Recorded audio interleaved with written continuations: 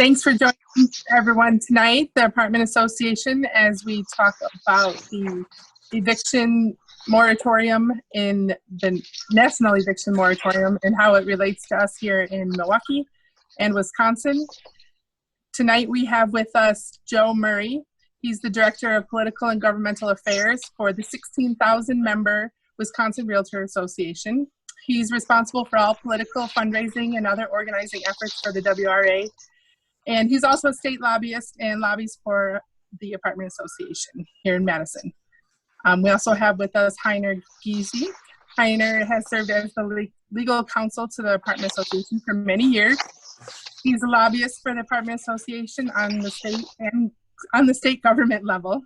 Successful passage of improvements in landlord-tenant law during the last year, and on issues before the City of Milwaukee Common Council. He's a former member of the Milwaukee Bar Association and past president of the Milwaukee Bar Association Foundation.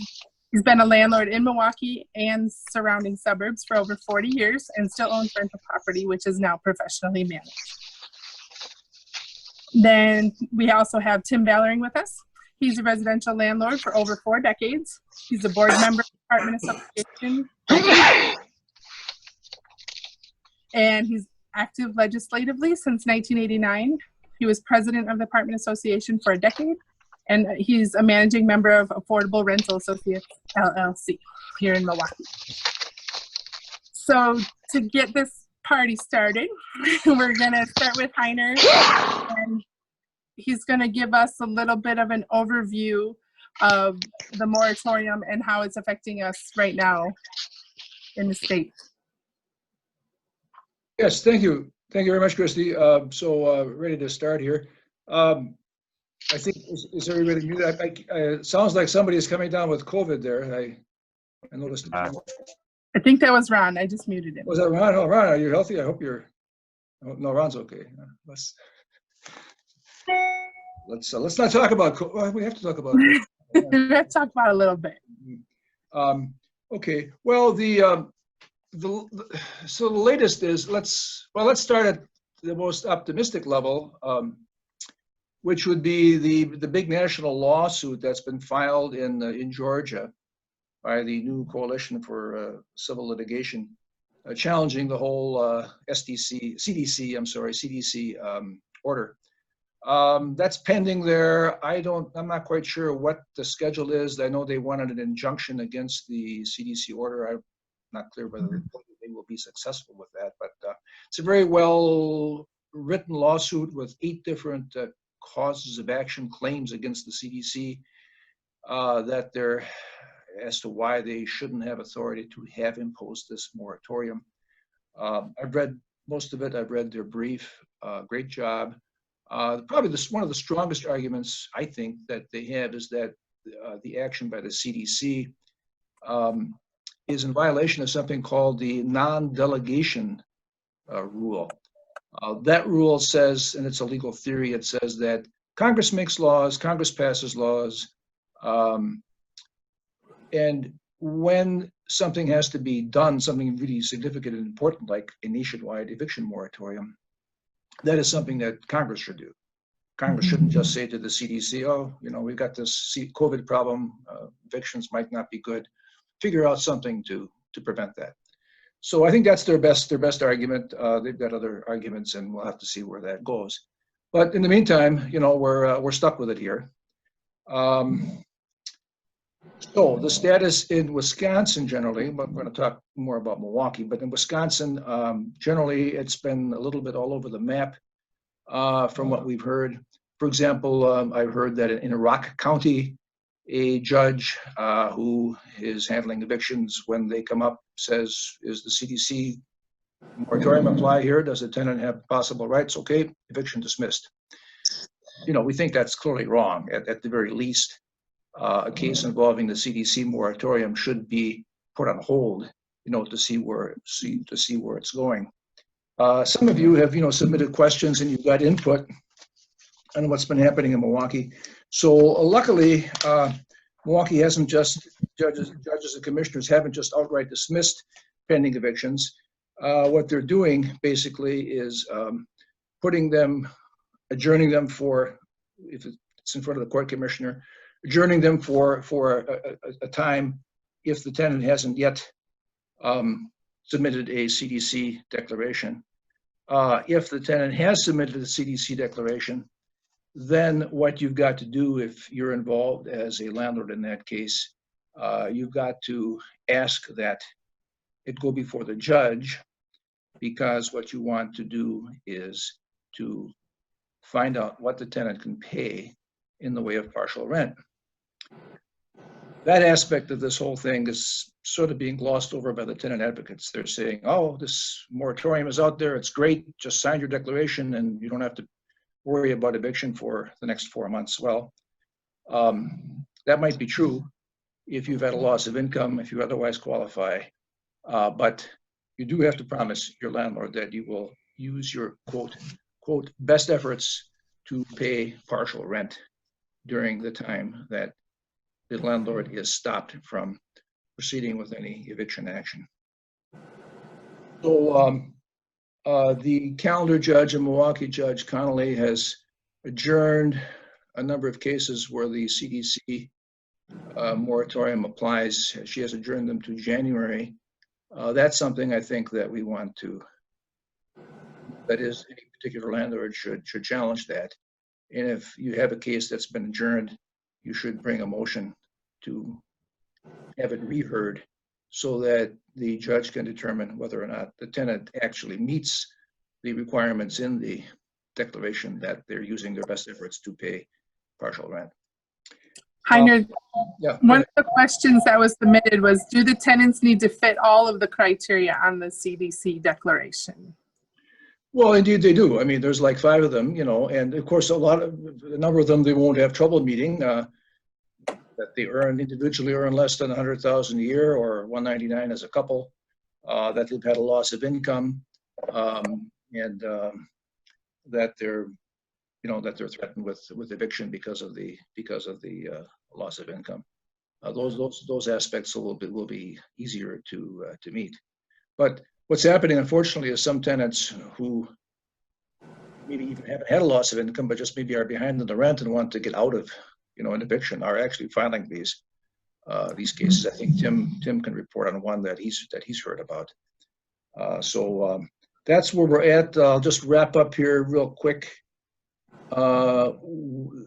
Legal Action of Wisconsin has filed a petition or a request with the Wisconsin Supreme Court, asking the court to issue certain guidelines to make it a requirement that when there's an eviction, that the court has to find out, does the tenant have any rights under the CDC? They want the court to have the CDC form available for the tenant. And of course, their view is that if that tenant then signs the CDC form, that the whole eviction should be put off.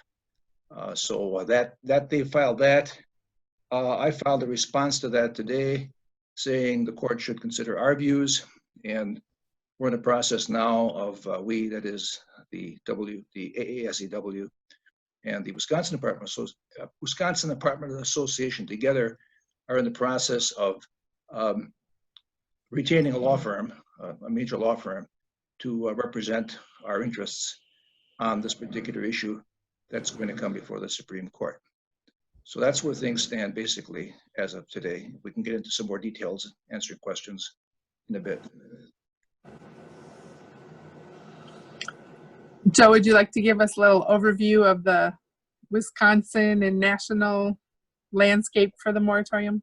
Yes, thank you, Christy, and thank you, Heiner, everybody. We all know that we were kind of blindsided by this whole thing on September 4th. There were rumors that this thing was coming, but I'm not sure anybody anticipated the detail that it would be coming in. So as soon as this happened, I work full-time for the realtors and part-time and do some consulting work with you good folks. And there's a good reason for that, because we have lots in common and we have members in this field all over the place. So it is a really big issue.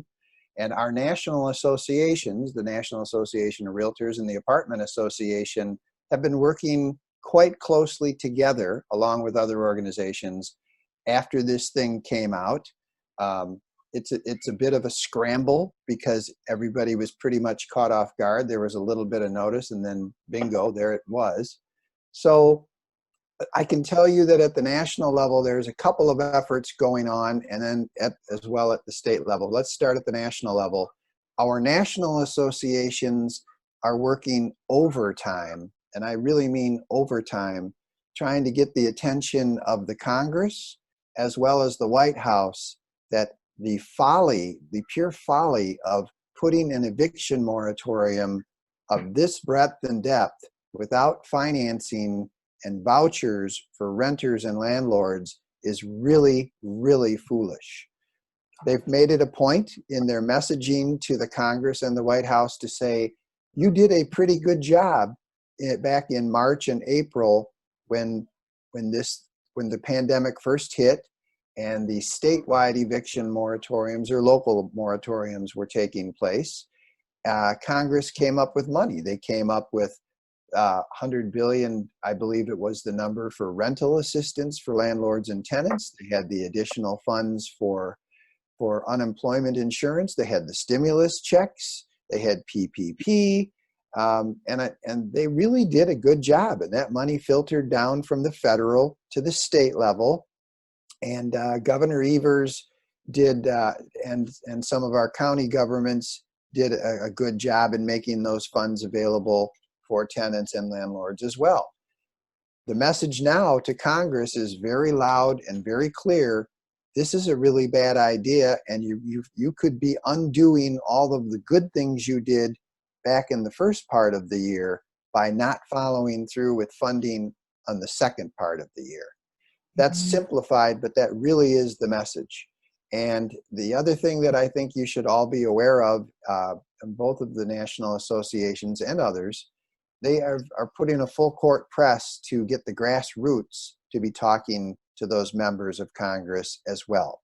I can tell you at the state level, we've had a chance to talk with all of our members of Congress and the 2 senators, and we have sent that message, the same message I was telling you about, to the entire Wisconsin delegation in no uncertain terms. So we are doing our best to make sure they understand the magnitude of the potential problem and the need to do something. The House passed their HEROES bill in May, and it included money for landlords and tenants, quite a bit of money actually.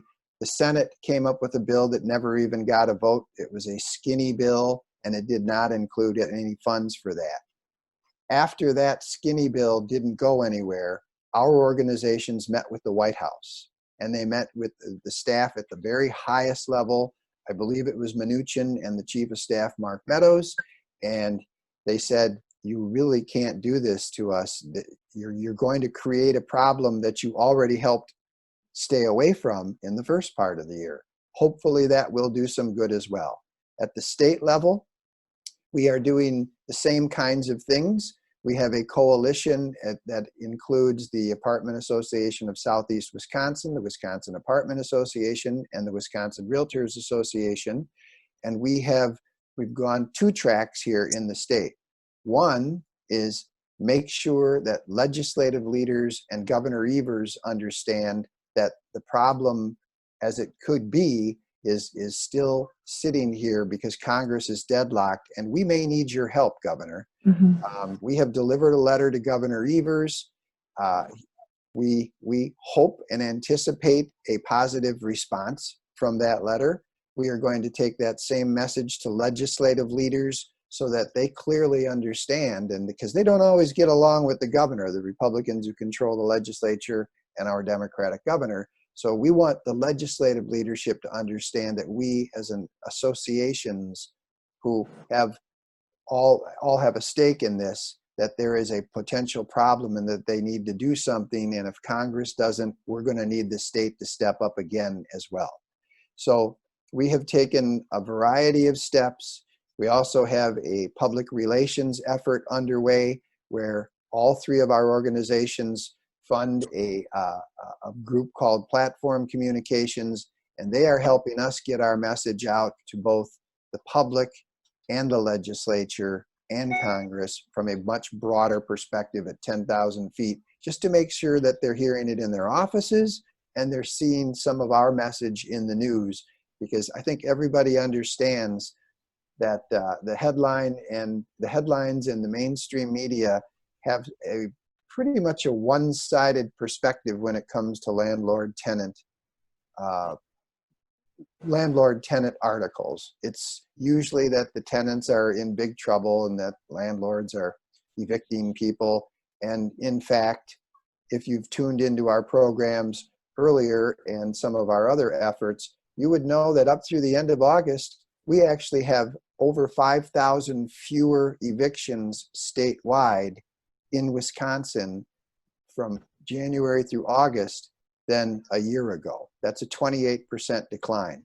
And in large part, that is because the Congress and the state and county governments did a good job when the pandemic first hit. So Heiner already talked about the lawsuits. That's the one that people are paying the most attention to. I don't think that's the end of it. I think there will be others. And we are all doing our level best to make sure that the Congress, the White House, and the state legislature know what it is we need and why. Thanks, Joe. Tim, do you have anything to add, like on the landlord level? Sure. So to build off of what Joe was talking about, the most important thing we can do is get funding for our tenants to make it possible for them to pay rent. It's good that the associations are putting a press on Congress. We need to individually also reach out to all of our federal elected officials, all of our state officials. I'm going to drop in the chat here a link to the National Apartment Association's. They have an automatic letter builder that you can go in, put in your comments to your congressman and your senator, and it will figure out who that right person is and get your message to them. And it has some built-in boilerplate text too. The more of us that do that, the greater impact we will have on possibly getting additional rental assistance funding. Owners and tenants are not opposites. Owners and tenants are two sides of the same coin. And the only way we can be successful is if our tenants succeed. If our tenants fail, ultimately we will be financially harmed. So make a push on getting additional money is the first thing. In 2 weeks, we're going to have a conversation about Mediate Milwaukee. 1 week. In 1 week. Okay. Yeah, I'll be part of that conversation, but I don't have it on my calendar in front of me. But that is a good opportunity to help work through these situations. And we'll talk more about that in a week. There's been a number of tenants that have filed declarations. We got our first one today that clearly are not following the 5 steps. So we got one from a tenant on SSI who we have not received any application to sign for either RAP or the Community Advocates Fund. So they clearly did not meet 2 of the criteria. 1, they had no loss in income. SSI is not impacted by this. And 2, they have not applied for all available grants. They applied for no available grants. So we need to be able to ask the courts in small claims eviction court to take a look at these and see if the tenant filed a truthful declaration. The only other alternative I see is if we were to pursue this under the, if you read the declaration, they sign this under penalty of perjury. And then, do the tenant advocates want this to turn into from civil cases for rent into criminal cases for perjury. I don't think so.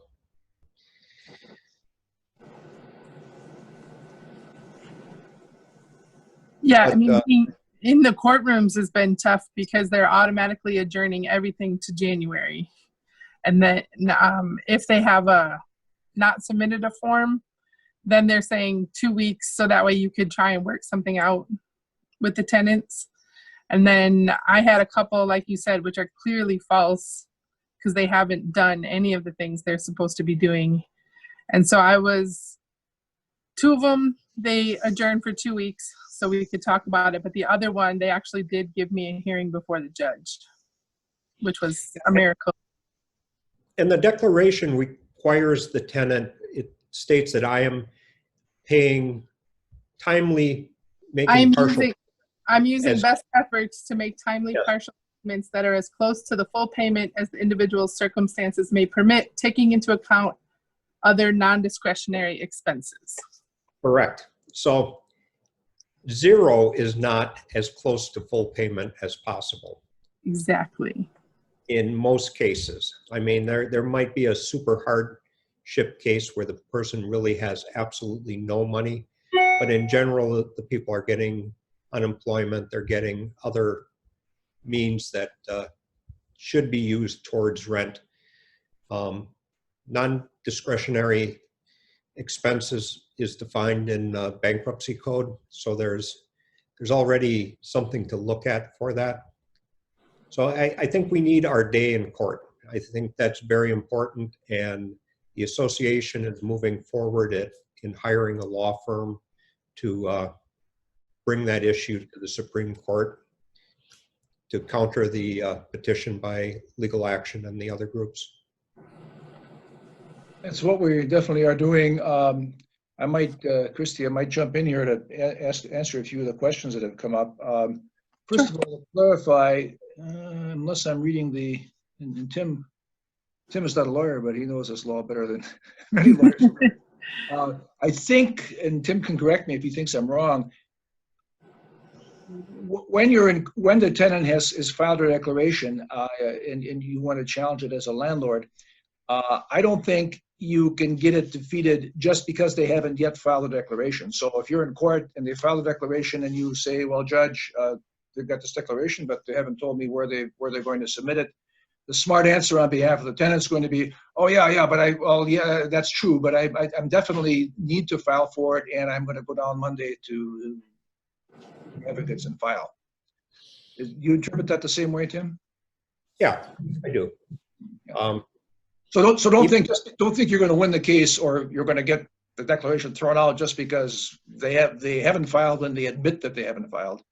They've been giving me 2 weeks exactly. for any tenant who's in the process of. Now, here's another really interesting thing that we should touch on. And there was a question in the chat about serving a 28-day notice. The opinions are all over the map in Wisconsin and in the country about, well, can you just tell the tenant your lease is up if it's month to month? Or what if, for example, their lease is up at the end of September or let's say it's up at the end of October? Could you just give them a notice now? Because maybe they're not such a good tenant. Maybe they don't have a good payment history. Could you just simply say, well, your lease is up. I'm sorry, I'm not renewing it, and please move by October 31. There's varied opinions as to whether that's allowed under the CDC declaration. Interestingly, in Madison, the chief judge there carries a little more weight than just an ordinary judge, somewhat. This chief judge is not the current eviction judge, but she happened to hear this case. And in this particular case I'm going to mention now, she did rule that the eviction could go forward because it was an eviction based on the contractual end of a lease. So will that hold up everywhere? Probably not, but it certainly is a legal argument that could be tried.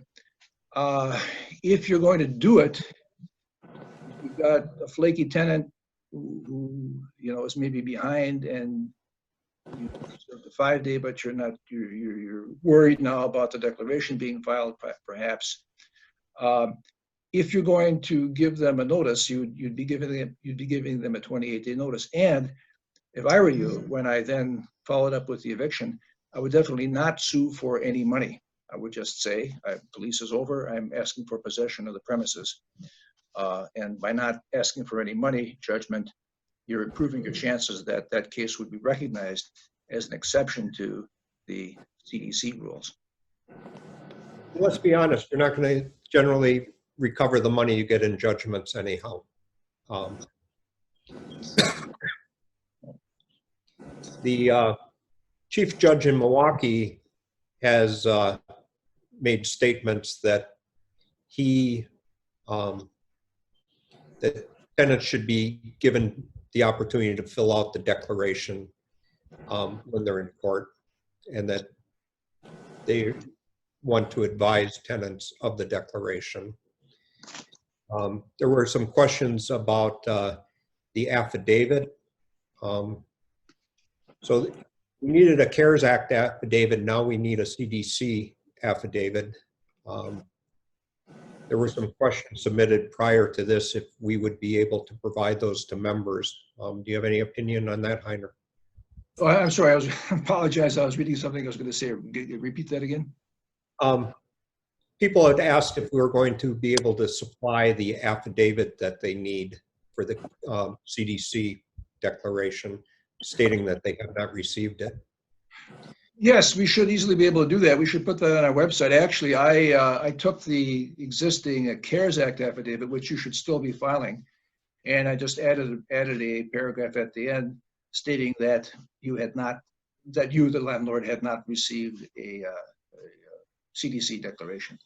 So yeah, we should figure out quickly how to get that form on our website so that people can make use of it. Sadie could probably send out a link in an email too. Sure, because they are, yeah, there again, this is, to gripe a little bit about we get along, I think, comparatively well with the court system, and I'd like to think I have a good relationship with the chief judge, especially, has actually been pretty responsive. She's gotten back to us right away when we've had questions. But here again, this affidavit that's suddenly required, where did that come from? Who announced that? Is that an actual rule? Well, it's certainly a requirement of some kind that somebody imposed. So we've got to respond to it. And that's some of the stuff that, we want the Supreme Court to weigh in on and set some guidelines on. Because the order doesn't specifically say that the landlords are responsible to do anything. It says that the tenants are responsible to get the declaration to the landlord. Right. You can certainly make an argument that if you've brought an eviction and if you're in court on the return date, and the tenant knows nothing about the CDC, you could argue why is the judge telling them about that? That's the judge's practicing law here. Realistically, I apologize for that. That's my cell phone. That's her.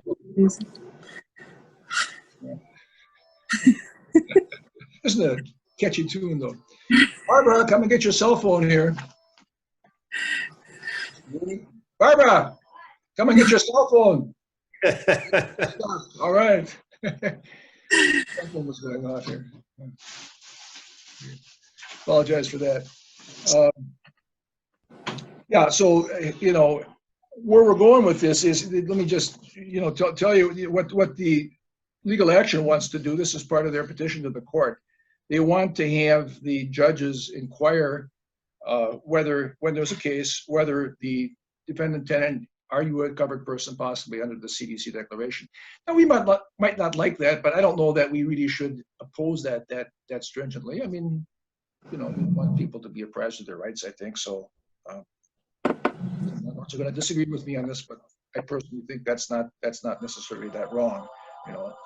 Then there's another requirement is that they could certify right away at the time of the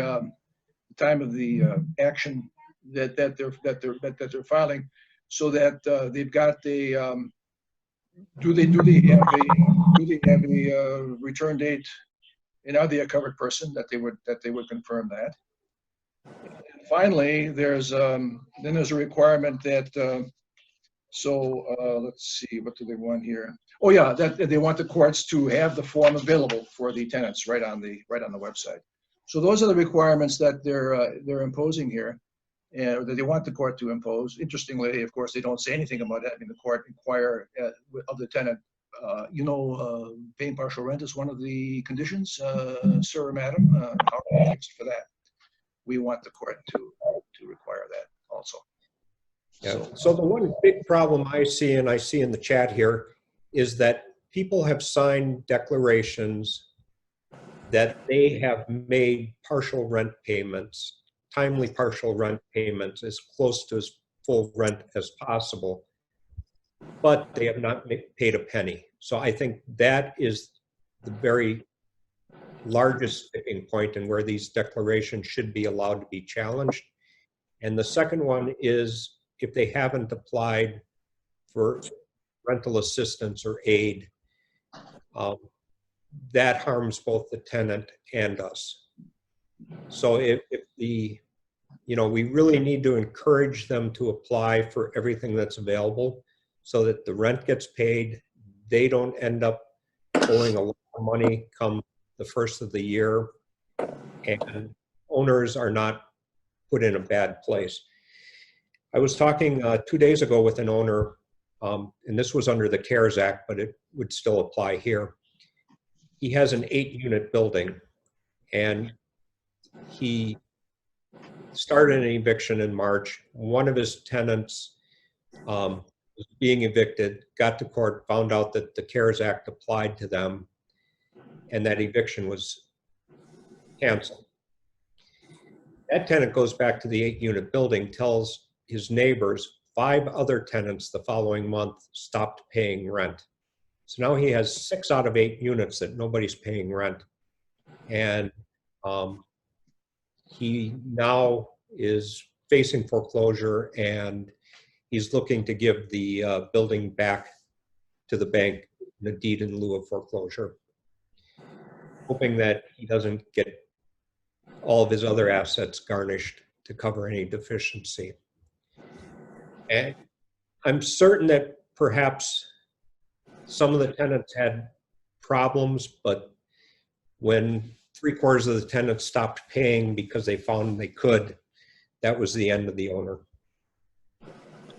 Those are the things we have to defend against. Yeah, very, very much so. Before I miss the chance to inform you, here's some good news amongst all the questionable bad news. The city, I'm pretty sure it was on the city of Milwaukee Common Council calendar yesterday, has approved $5 billion for various elements of housing assistance. I had a breakout somewhere. I don't recall it exactly. Now that money isn't all going for rent relief, unfortunately. In fact, $200,000, I think, roughly is going to legal action for them to represent tenants. So who knows how much that might help us. And some of it, of course, some of the money is going to other city housing programs like rehabbing of housing and so on. But some of it clearly will get to rent assistance. Community Advocates got, I think, close to $300,000 under this new city funding. So that's great. I mean, that money will, and Community Advocates, Tim can confirm, Ron can confirm, they've been great. They're great to work with, and they're very efficient. And I mean, it takes a while, to get your benefits, but They seem to be pushing the money through pretty quick. Yeah, for sure. Yeah, Community Advocates is doing a good job. And one odd thing that came out of all this is that the tenant advocates and the rental property advocates all are working together much more closely.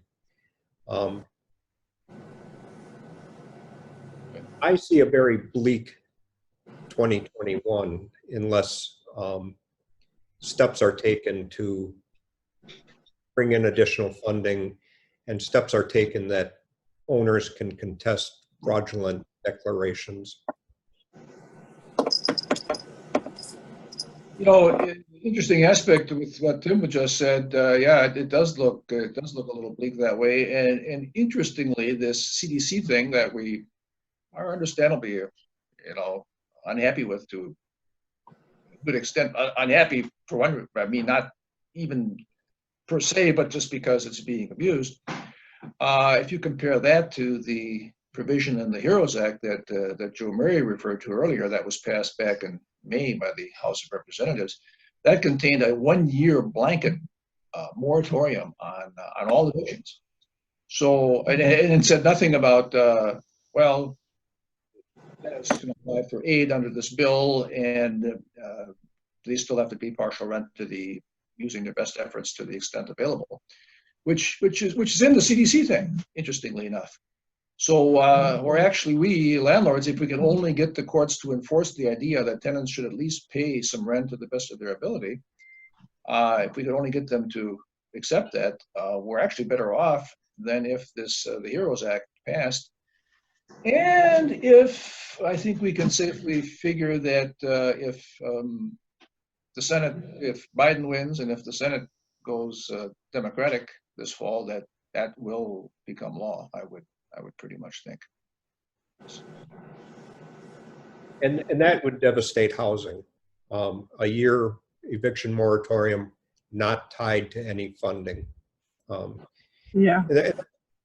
There's quite a few people now looking at the economics of rental housing, and they're finding that, well, landlords are not quite as wealthy as the public believed, and that there's a lot more expenses tied to owning a rental property. National Apartment Association says that a typical owner keeps 9%. The Census Bureau says a typical owner keeps 7% of gross rent. Census Bureau is reporting overall rent collections are down 16%. So if the owner was keeping 7% to cover their investment and their labor, and they've lost 16%, already 9% of their bills are not being paid. So that will snowball. That will not only take out rental owners, that will take out municipalities.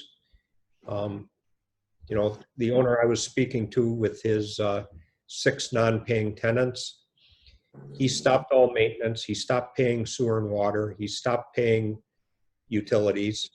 There's no money there. And ultimately, he had to stop paying his mortgage. And that's just one example, but that will snowball across housing in our community unless something is done. So as Heiner said, the HEROES Act would be terrible for us. The CDC, if it was tied with funding, would be something that, while not wonderful, would be something that would not harm housing to the degree that the HEROES Act would. And there's more protections in the CDC eviction moratorium than the HEROES Act, which had no protections and did not even require proof that you were had lost income. You just, evictions were prohibited.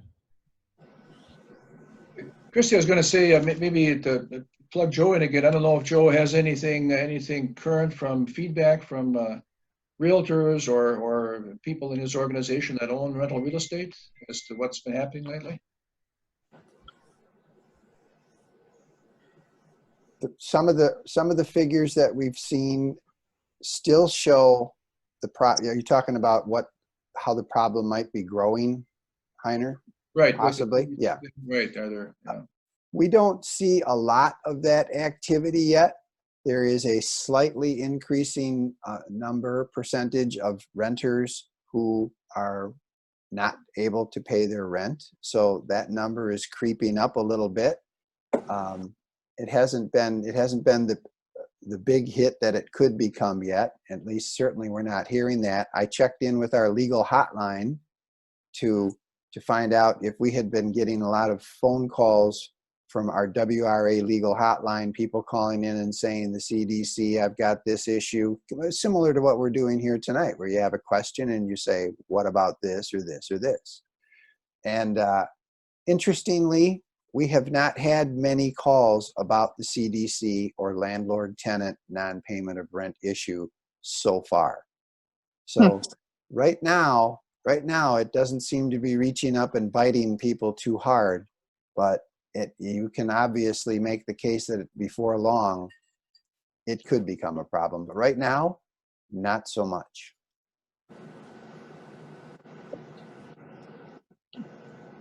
And my big concern is this will ramp up as we get closer to the end of the year.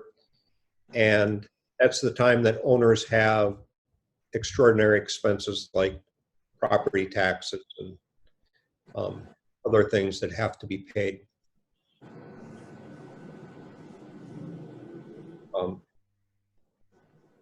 Heiner had mentioned there's the major lawsuit in Georgia, federal lawsuit in Georgia. There are 2 other lawsuits out there now, one in Memphis, Tennessee, a federal lawsuit, and another one that I believe was just filed today in a suburb of St. Louis. Right. It'll be interesting to see whether there's any kind of injunctions issued by any of those courts. Even one federal judge can stop the whole U.S. government process. That is possible. You may recall, for example, early in the Trump administration, where President Trump issued some bans on Muslims entering the country, that kind of thing. I mean, there was a federal judge that ruled against that. Of course, sometimes that's then reversed, but again, that could happen. There could be a federal judge's decision, which if it isn't stayed immediately by an appellate court, could knock this whole CDC thing out of the moratorium out of the water. And then what? Well, of course, the good thing about that would be it would maybe prompt Congress to pass something meaningful, get some money in the works. I don't think anybody's touched on the fact that this whole national scene thing, there's a group called, I think their name is the Promise Keepers. It is a bipartisan coalition of, I think, about 50 Republicans and Democrats. They are trying to achieve a compromise on additional COVID relief. The compromise is between the $3 trillion Democrats and I think like the $1.5 trillion that the Republicans have proposed.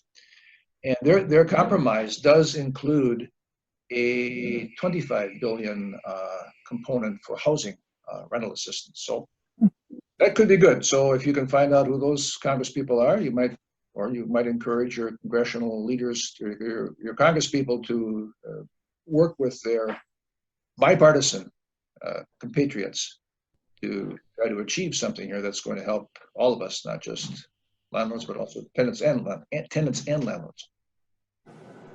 And sadly, it took them about a week to come up with funding to keep the federal government open, but it's been months and months and they haven't figured out how to help housing.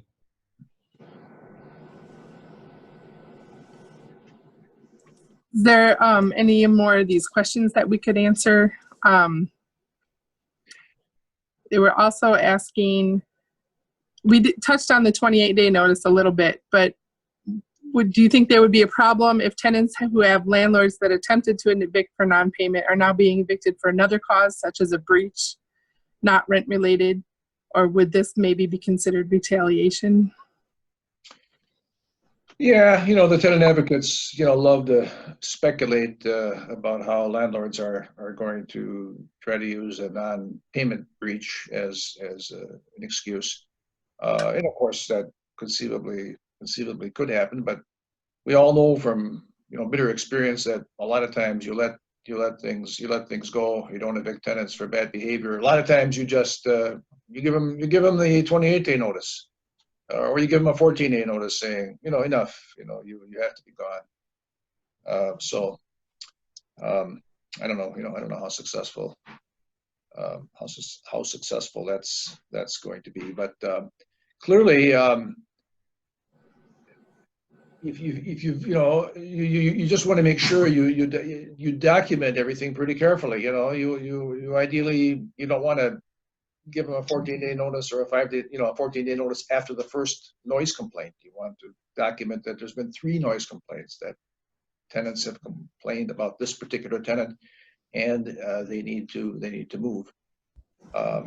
Same thing with maybe pet violations. You can use those, but again, my legal thought would be to give them plenty of warning that they're in violation, before you try to file an eviction based on those grounds. One thing we have not touched upon is the tenant advocate attorneys are claiming that it is a violation for an owner to even give a 5-day notice. We're seeing that some comments locally and a lot nationally. And I don't think we have a clear decision on that.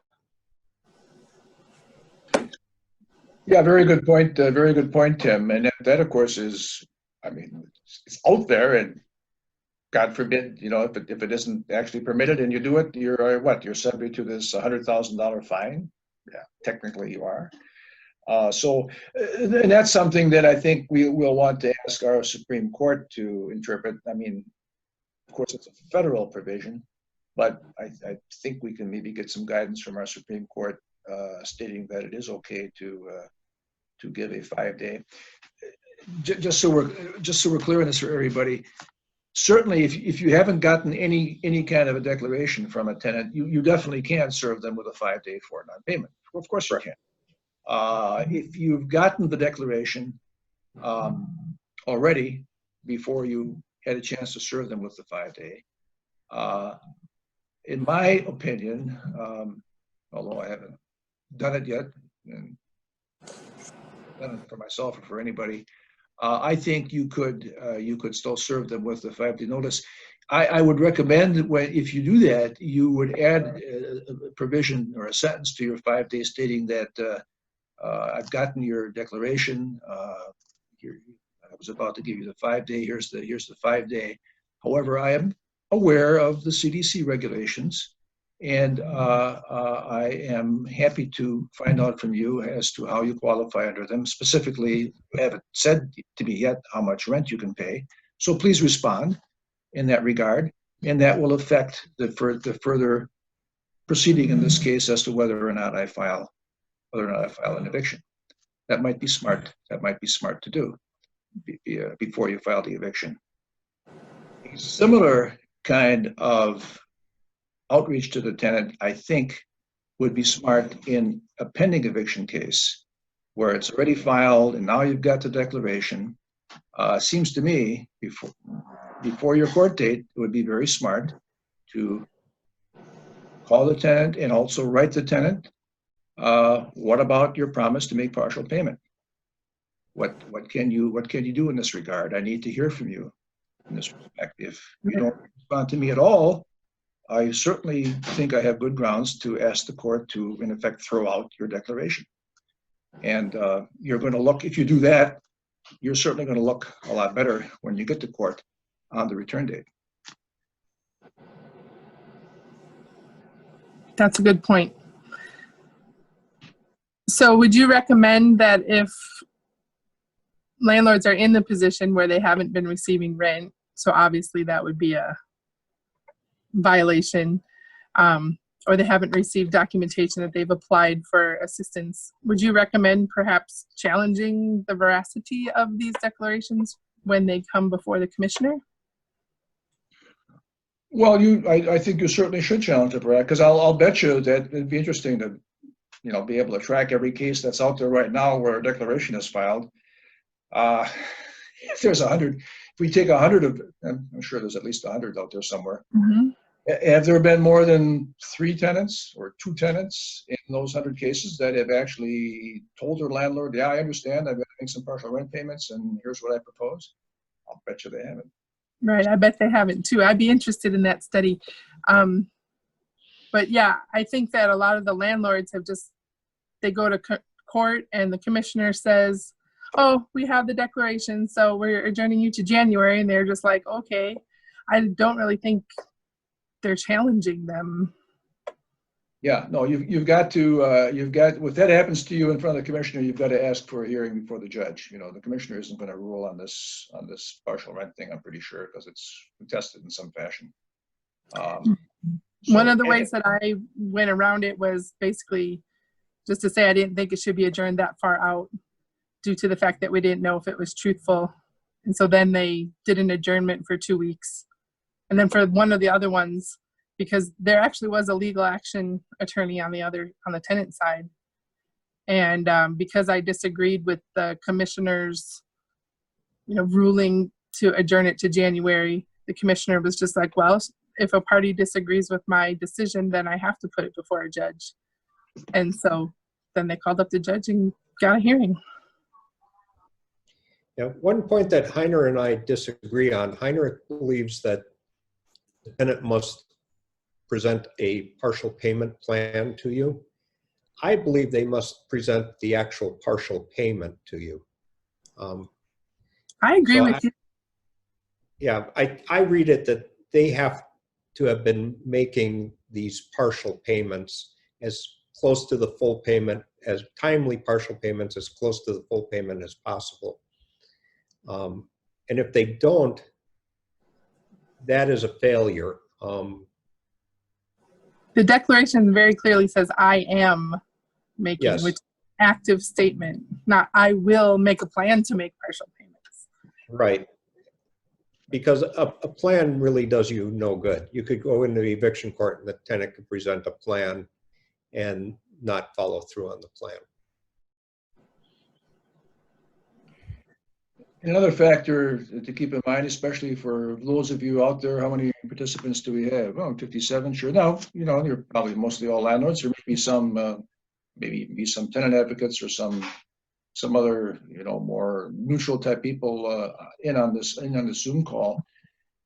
This is something that we landlords are going to be emphasizing as we go forward, and asking the Supreme Court, for example, to take some action. And that is that,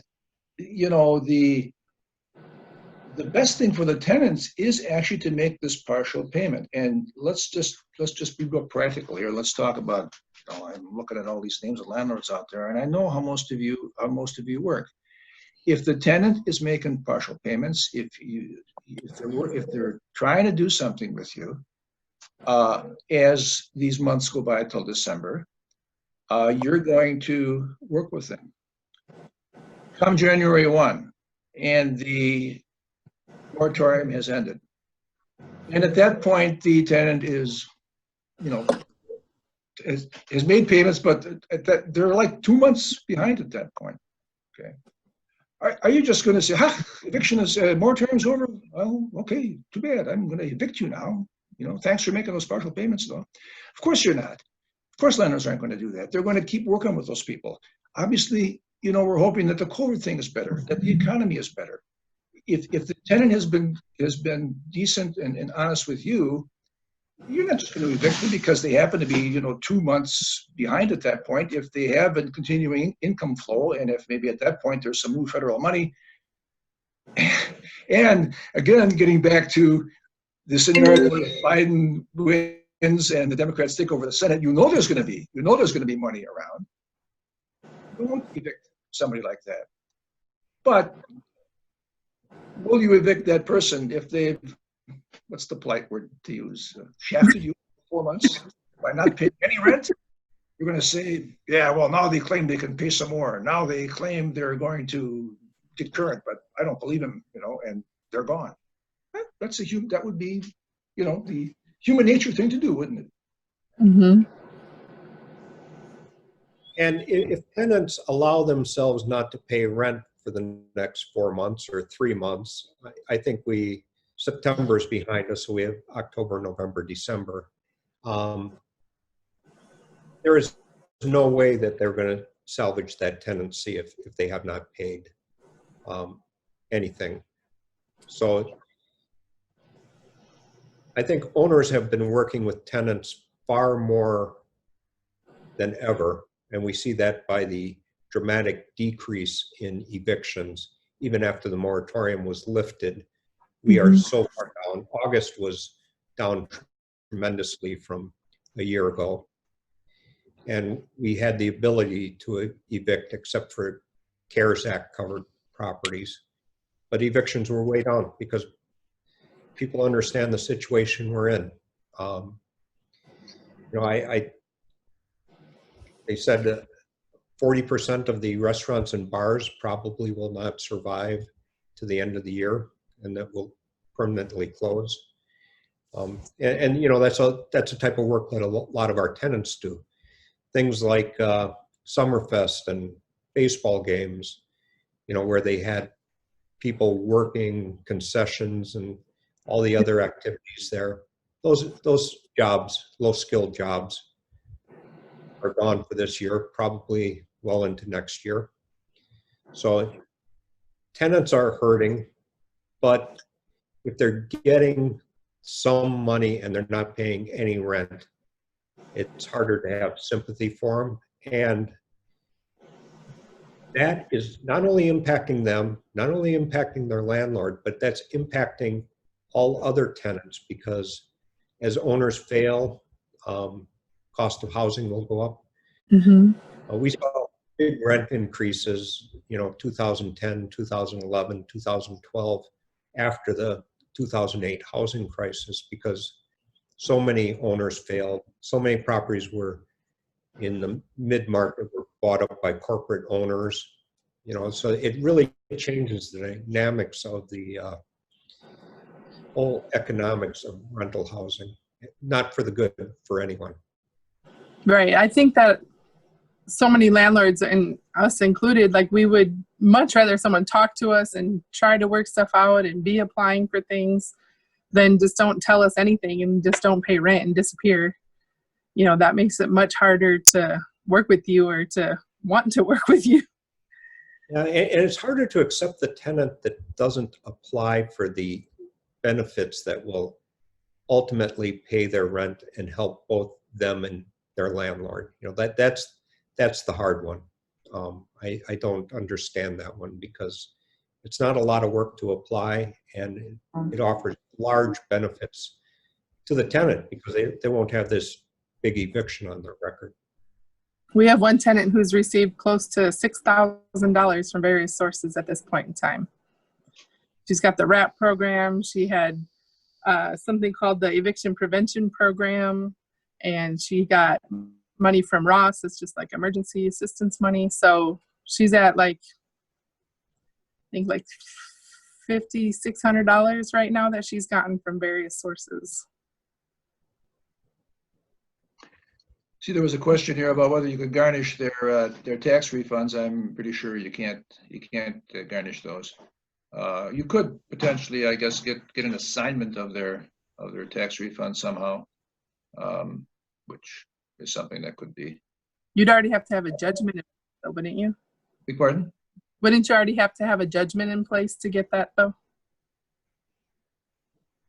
Yeah. Although I'll admit that I'm not even sure how you. Yeah, can you garnish the federal government? I don't know, but you could certainly garnish their bank account once it hit their bank.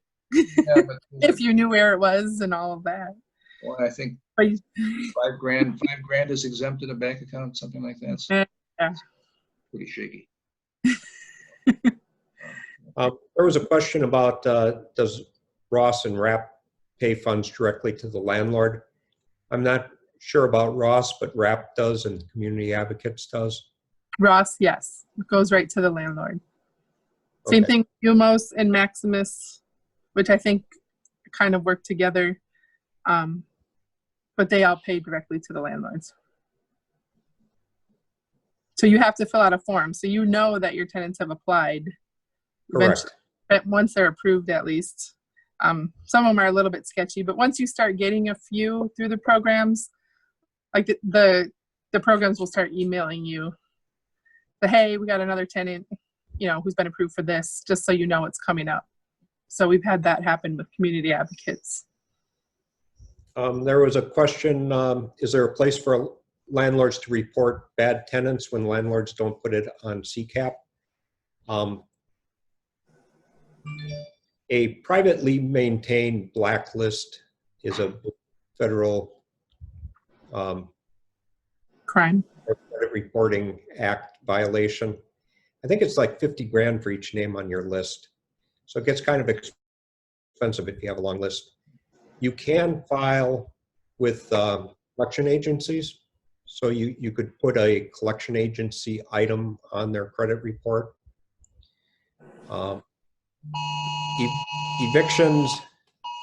Evictions do not, or any court cases no longer show up on credit reports.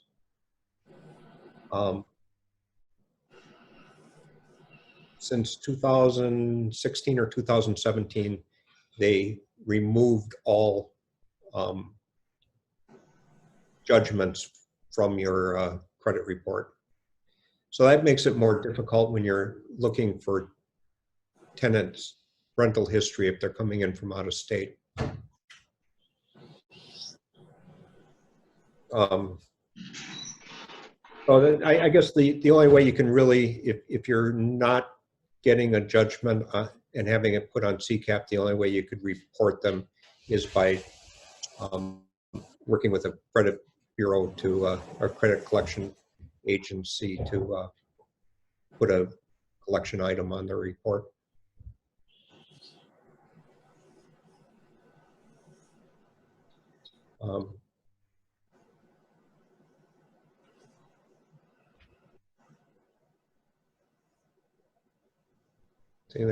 Any other interesting? I was trying to see if there's any that we didn't hit. Yeah.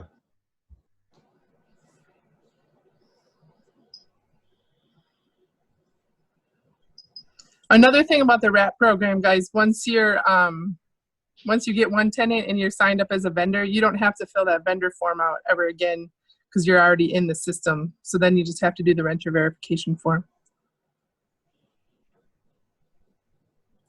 And the paperwork's not hard. It's really not. Takes you 10 minutes to help your tenant get hundreds or thousands of dollars of rent, which ultimately goes to you. So there was an earlier question. Somebody got on a webinar late. They wanted to know about, is there a copy of the declaration? That's easy to find. You just go on Google and search CDC tenant declaration, and you'll find all kinds of websites that generate them. They've been translated into about 7 or 8 languages now for the benefit of tenants. So they're definitely out there. If you want to see what this thing looks like that these tenants are signing, it's out there a lot. I posted A link to it too. the actual CDC one. And I think that owners really need to look at things like mediation and stuff. And I'm really looking forward to that conversation next week on mediation, because we tried it at my company and we had good results. And I think it's something that everybody should learn about. In fact, in my letter to the Supreme Court today, I had a paragraph indicating that we were very favorably disposed toward mediation, and sort of suggesting that a way for the courts to handle this perhaps big influx now of landlords questioning these declarations and questioning the partial rent question would be to refer that to mediation right away, to have that try to get resolved between a landlord and a tenant. And that would be the best outcome, I think, because then you're not risking running afoul of the CDC portion of the order that offers to fine landlords $100,000 or $250,000 for violations. That's what makes giving a 5-day notice to someone who gave a declaration feel very dangerous to me. Until we get this question resolved, if we can ask the courts to look at the declarations and decide if the declarations are legitimate. And there has to be some method of doing that. The Tennessee case They are arguing that the CDC order has denied landlords the opportunity to use the court system. That's one of their two large arguments. So this will all be interesting.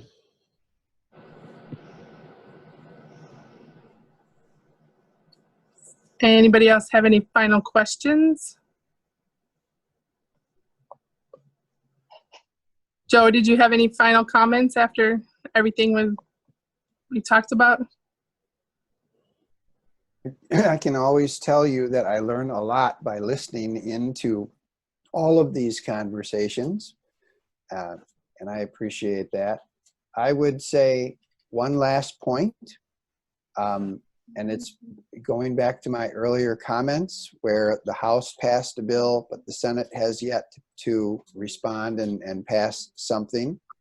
Part of the problem in the US Senate is that there is a fairly significant group of US senators who don't believe we should pass another bill right now. And they're in no hurry to pass a skinny bill or even another bill, particularly Ron Johnson.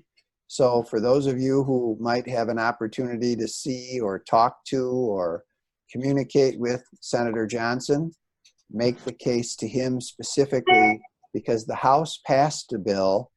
The House is likely to stay in Democratic hands.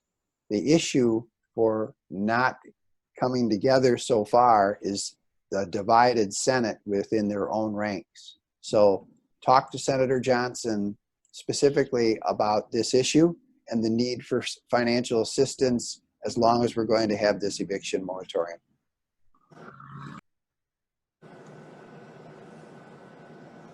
Agreed. Well, all right, everybody. Thank you for joining us tonight. And we will be back next week on the 1st with more about the eviction moratorium, but specifically with Mediate Milwaukee. And they'll be talking about how they're working through the moratorium and working with landlords and tenants.